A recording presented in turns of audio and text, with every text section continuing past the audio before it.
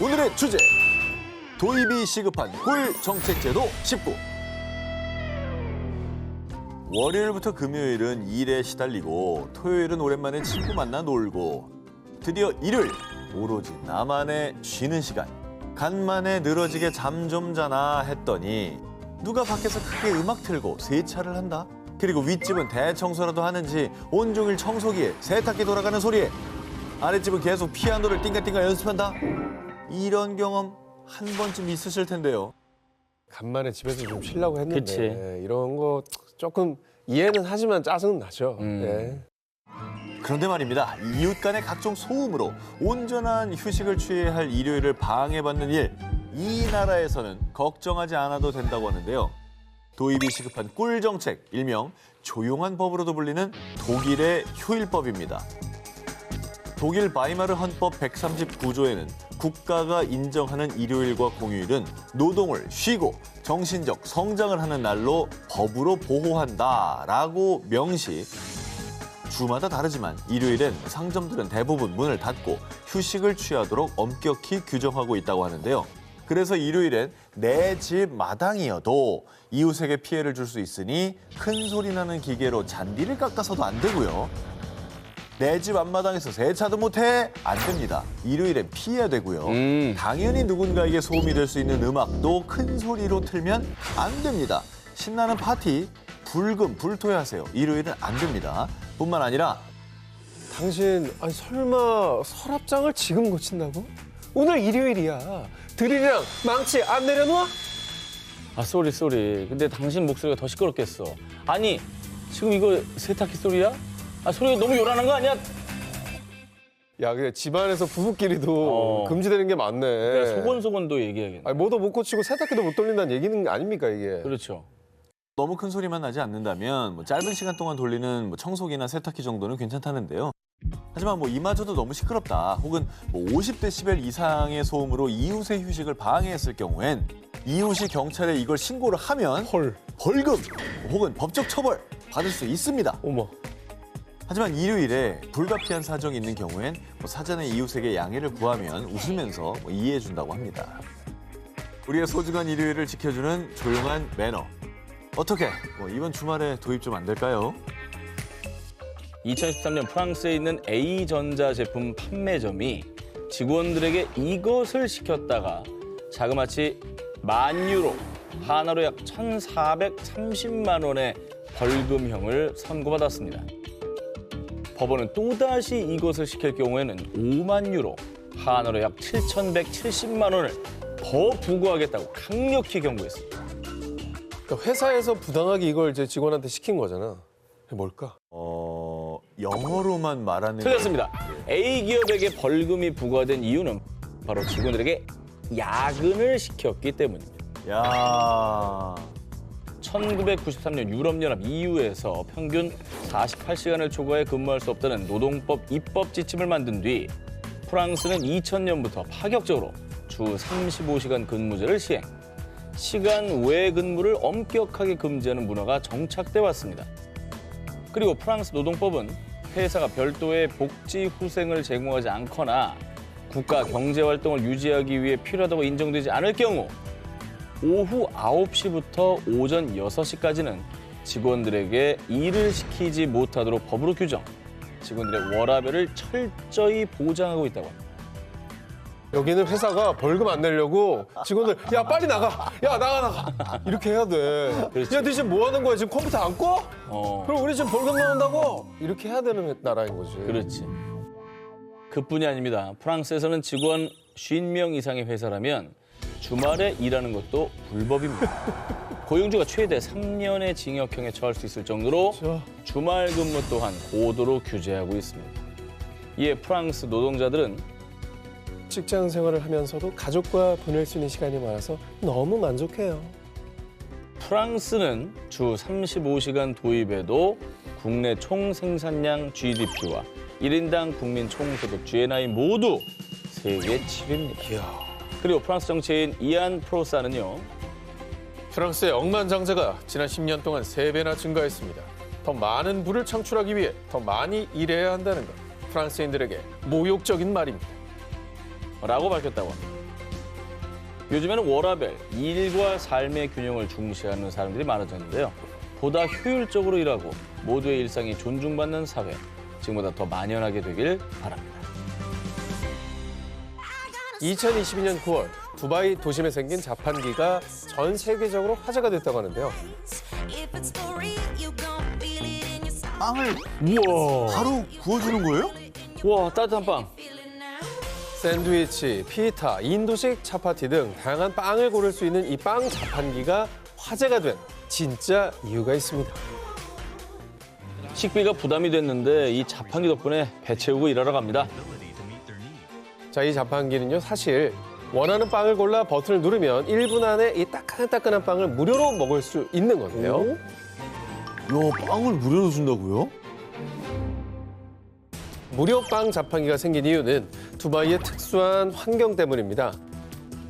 사막에 건설된 도시인 두바이는 농축산물 등 대부분의 식재료를 수입. 그래서 2022년 글로벌 인플레이션 영향인 소비자 물가 상승을 피할 수 없었는데요. 그런데 두바이에서는 보통 고용주가 노동자들에게 교통비, 주거비를 지원하는 경우는 있어도 식비만큼은 노동자 스스로 해결해야 해서요.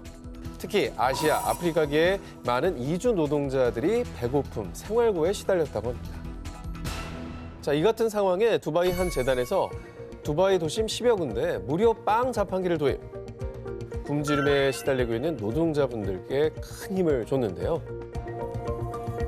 이 무료 빵 자판기에 대한 긍정적인 반응이 이어지며 해당 재단에서는 올해 3월부터는 아랍에미레이트 전역의 노동자분들을 위해 무료 빵 자판기를 널리 확장할 계획이라고 밝혔습니다.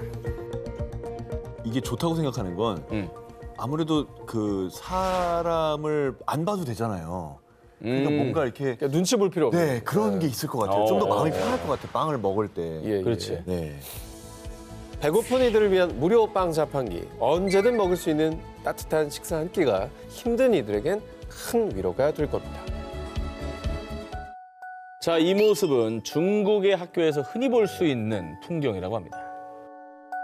저건 일부러 잘하고 하는 건가? 어떻게 저렇게 전원이 다 잘 수 있죠? 이 학생들은 중국 대부분의 학교에서 시행하고 있는 이 제도를 열심히 수행 중인 모습입니다. 바로 우지아오라고 불리는 낮잠 문화. 오. 중국의 초등학교는 물론 중고등학교까지 성장기 학생들이 점심시간 이후 40분에서 1시간 정도 낮잠 시간을 갖는 낮잠 문화가 있다고 합니다. 이야, 이런 게 있었어요? 점심 먹고 졸음이 쏟아질 때 진짜 꿀잠 잘 수 있어요. 낮잠 시간 이후에는 아이들 눈이 더 똘망똘망하고 집중도 잘하는 것 같아요. 수면 시간 보장은 물론이요. 수면의 질까지 고려해서 중국의 일부 학교들은 편안하게 누울 수 있게 리클라이너와 베개, 이불까지 제공해 꿀잠 자기의 안성맞춤의 환경을 조성해 준다고 합니다. 중국의 일부 대학에서는 시간표에 낮잠 시간이 포함. 또 일부 회사들은 점심시간을 낮 12시부터 2시까지로 설정. 식사 후 낮잠 자는 걸 권장한다고 합니다. 봄날의 낮잠은 꿀보다 달콤하다라는 속담이 있을 정도로 중국 사람들은 낮잠이 학업이나 업무의 효율성을 위해 필수적인 것이라고 생각하는데요. 실제로 하루 1시간 정도 낮잠을 자면 정신적 스트레스가 해소되고 업무 수행 능력과 집중력이 더 향상된다고 합니다. 졸린 채로 그냥 이도저도 못하느니 잠깐 자는 게 훨씬 좋습니다. 국가의 사명을 짊어진 학생들. 학생들의 꿀잠이 곧 나라의 꿀 미래가 될 수 있습니다. 일본에서는요, 운전 중 다른 차량에 부착된 요걸 보면 먼저 가세요. 이 스티커를 붙인 차량에게 양보를 해줍니다. 그게 뭘까? 초보 운전. 초반입니다. 일본 정부에서 공식 인정한 이 스티커. 일본 법에 규정되어 있는 이 스티커 정체는 바로 고령 운전자 표지판입니다. 일리 있다. 나이가 들수록 공간, 거리, 위치를 지각하는 능력이 저하, 운전하는데 어려움을 겪고 계신 고령 운전자분들이 많은데요. 실제로 한 연구에 따르면 70세 이상 고령 운전자부터 교통사고 위험도가 뚜렷이 증가하고 80세 이상부터는 사고 위험도가 더 가파르게 높아졌다고 합니다. 하지만 나 아직 팔팔해. 암만큼은 이팔 청춘이야. 이 고령 운전자 본인이 자신의 인지 능력 저하에 대한 인식이 부족해서 고령 운전 표지 부착을 잘하지 않는다고 합니다. 아, 그래서 우리나라보다 먼저 고령화 사회에 돌입했던 일본은요. 도로교통법 제71조의 5호 제4항에 따라 보통 자동차의 전면 및 후면에 내각 불형으로 정하는 양식의 표지를 붙이지 않고 보통 자동차를 운전해서는 안 된다라고 규정. 75세 이상 운전자들이 이 고령 운전 표지를 붙이도록 의무화한 겁니다.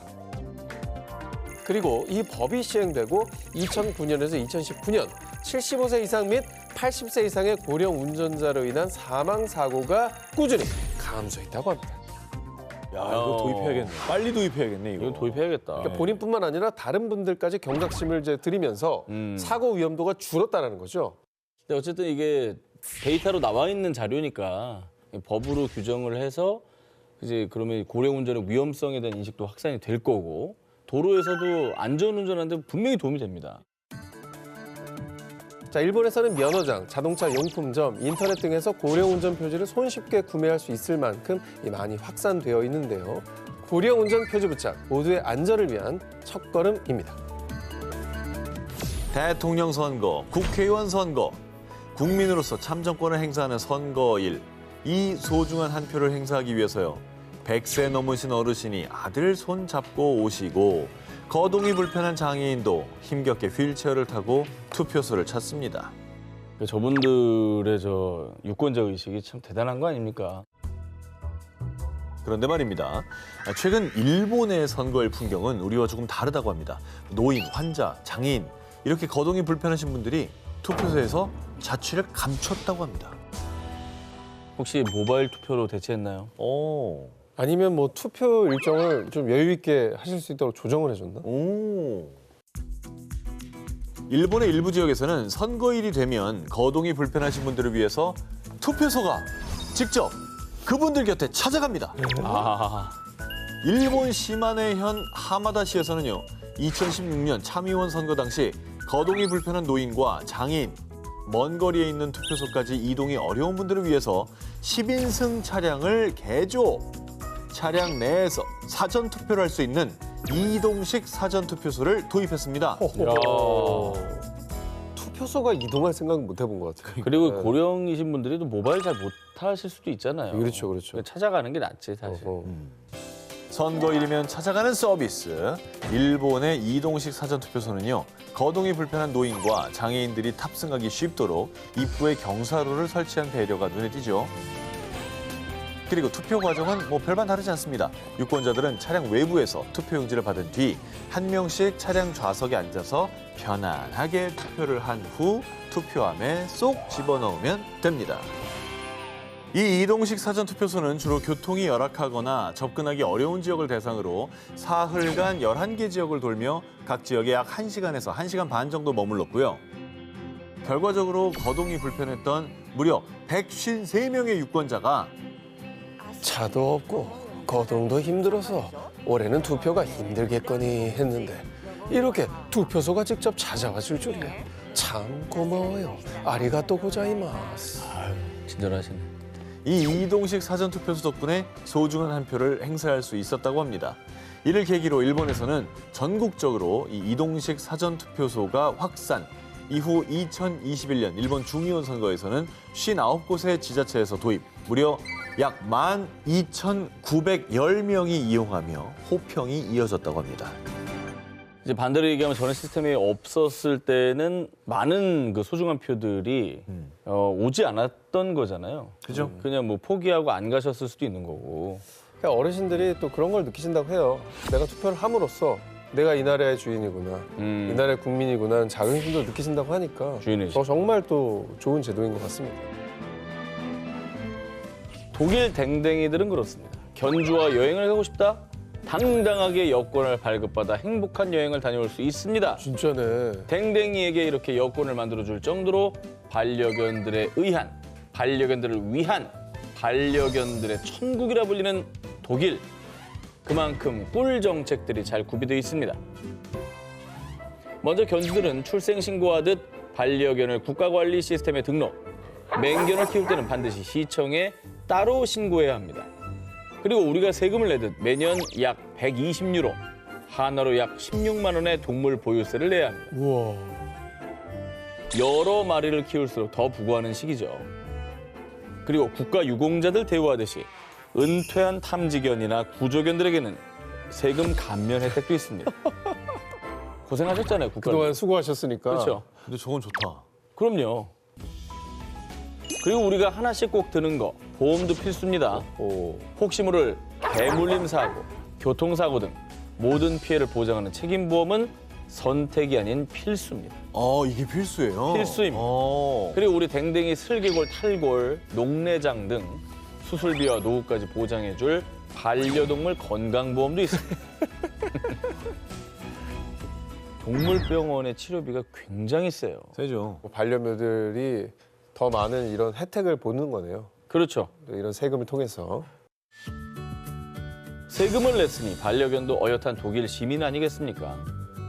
공원엔 반려견을 위한 펫 놀이터가 쫙! 식당과 카페, 놀이공원, 쇼핑몰, 상점도 눈치 안 보고 위풍당당하게 출입 가능하다고. 또 독일에서는 지금 개 데리고 어딜 타는 거예요? 이런 소리 했다가는 오히려 쫓겨나 걸어가셔야 할 판입니다. 그렇지. 당당히 세금 내는데 대중교통 이용할 자격 있죠. 시민입니다. 예해. 예. 이분이 입석을 하신 거예요. 어엿한 독일 시민인 반려견들도 전철과 버스, 교통비 다 내고요. 대중교통을 이용할 수 있습니다. 이처럼 반려견을 애완동물로 대하는 것이 아니라 마치 한 명의 시민처럼 의무와 권리를 부여하고 당당하게 그에 걸맞은 복지 혜택을 누리게 하는 것이죠. 책임질 수 있는 분만 강아지를 키우고 또 그 생명에 대해서 거의 준시민급으로 대우를 하네요. 그렇죠. 그러니까 참 대단하게 관리를 잘하고 있다는 거지. 여러분, 반려의 사전적인 뜻은 짝이 되는 동무입니다. 나의 뒷모습을 더 많이 보는 우리의 짝꿍들 더 예뻐해주고 평생 사랑해주기로 약속하게. 앞서 일본의 고령 운전자 표지를 소개해드렸는데요. 이번 특종은 대만의 도로에서 흔히 볼 수 있는 차량 번호판들입니다. 한 차량은 흰색이고요. 한 차량은 노란색 번호판입니다. 우리나라는 보통 저 색깔이면 영업용 차량 색깔인데 그렇죠. 관용 차량인가? 관용 차량이다. 흰색 번호판은 일반 차량이고요. 노란색 번호판은 이 운전자들에게만 발급되는 특수 번호판입니다. 바로 도로 위의 무법자, 운전자들의 생명을 위협하는 위험천만한 행위, 바로 음주 운전자들에게 주어지는 특수 번호판입니다. 재범률이 높아요, 음주운전이. 저걸 습관처럼 한다고. 통계에 따르면 2015년 대만의 음주운전 재범률도 무려 약 37%. 그래서 대만에서는 반복되는 음주운전을 막기 위해서요. 2017년 도로교통법 위반 처벌 조례를 개정, 음주운전으로 적발된 운전자가 5년 내에 또다시 적발될 경우 노란색 형광 번호판을 부착하도록 의무화한 것입니다. 그리고 향후 1년 동안 음주운전을 하지 않아야 원래 번호판을 돌려받을 수 있습니다. 근데 저거는 저 번호판 달고 다니는 건 정말 너무 창피하겠다. 이 조례안을 추진했던 대만의 국회의원은요. 특수번호판을 보면 다들 조심할 겁니다. 음주 단속할 때도 우선 대상이 됩니다. 이거 좋다. 저 형광 불빛 보고 일로 와, 일로 와봐. 지나가고 오늘은 아니라고요. 후. 그러니까 지나가는 경찰들이 일단 나세워. 나세워 일단. 잠깐만요. 야, 이거 좋다. 야, 짱이다, 이거. 그 결과 정책이 시행되기 전인 2011년 대만에서 음주운전으로 인한 사망자 사고는 909건이었는데요. 정책 시행 후인 2020년에는 289건, 음주운전 재범자의 특수번호판 부착 시행으로 음주운전 사망 사고가 감소했습니다. 이거 좋네. 이거 도입합시다. 아, 그래요, 이거는 그래요. 무조건 도입합시다. 저는 무조건 강하게 좀 나갔으면 좋겠어. 음주운전에 관대는 없습니다. 본인뿐 아니라 무고한 이들까지 해야 할 수 있는 위험천만한 음주운전. 국내에도 음주운전을 방지하기 위한 다양한 법안들이 더 마련돼야 하지 않을까요?